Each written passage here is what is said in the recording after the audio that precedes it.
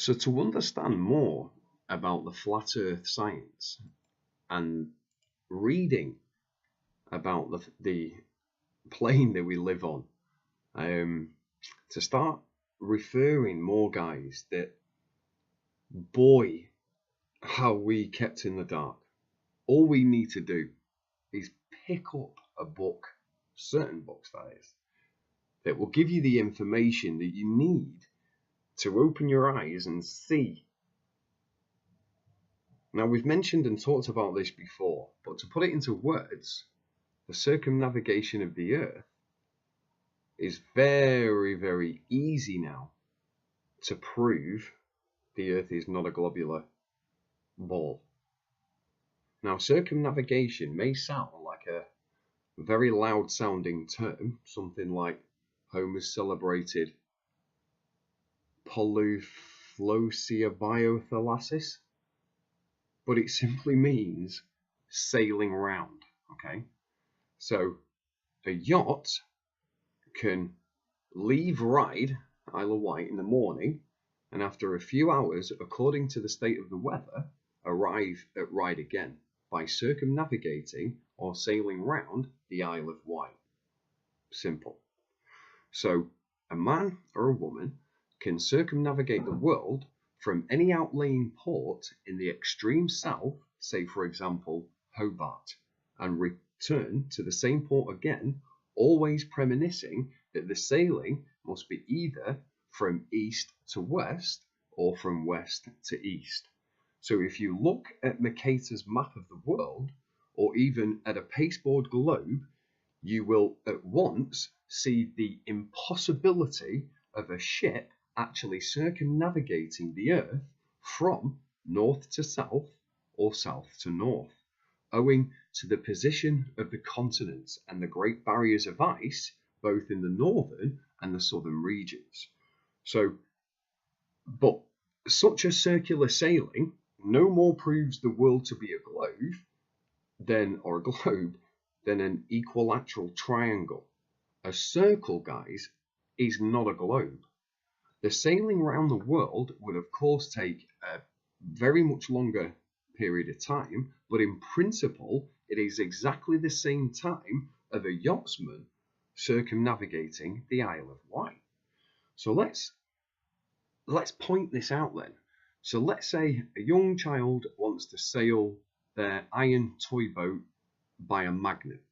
So you get a basin in the middle of which you put a soap dish or anything else that you want to represent the Earth, and then fill the basin with water to obviously display the sea. Then once you put your boat in, you can draw it by the magnet around the little world. But remember, guys, the boat then never passes over the rim. So to actually sail under the basin as if it were globular instead of being simply circular. So is it in this world of ours? From the extreme south, we can sail from east to west or from west to east around it, but we cannot sail from north to south or south to north, for we literally cannot break through intervening lands nor past the impenetrable rampants of ice and rocks which enclose the great southern circumference.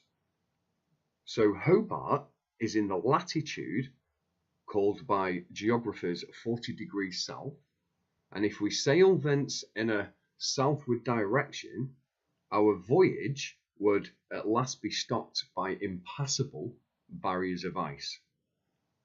Even Keith, in his famous treatise of the use of the globes, acknowledges that the circumnavigation of the Earth, as Hebero or Heberto accomplished, does not prove it to be a sphere. Thus he says, since that time, Magellan, the circumnavigation of the globe has been performed at different times by Sir Francis Drake, Lord Anson, Captain Cook.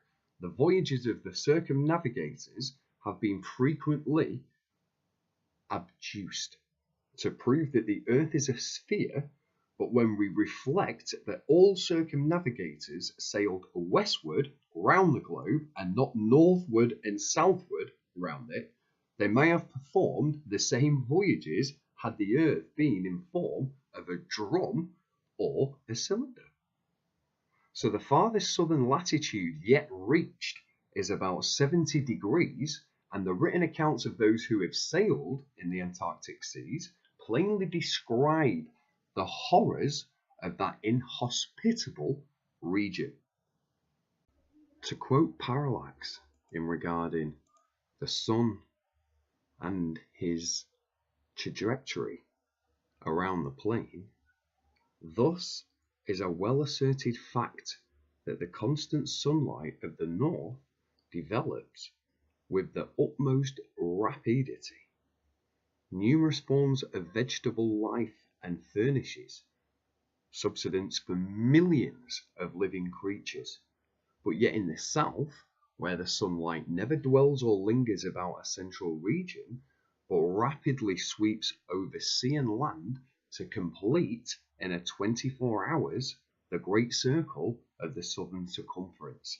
It has not time to excite and stimulate the surface, and therefore in comparatively low southern latitudes, everything wears to an aspect of desolation. Parallax. Thank you for watching this little upload, guys. I have a few more in the making I haven't forgotten regarding the Operation Fishbowl. So I just want to wish you all the luck in the world. Hit that subscribe if you're new to the channel, as we all need to stick together to spread this message. And to the rest of you, have a great day and good luck.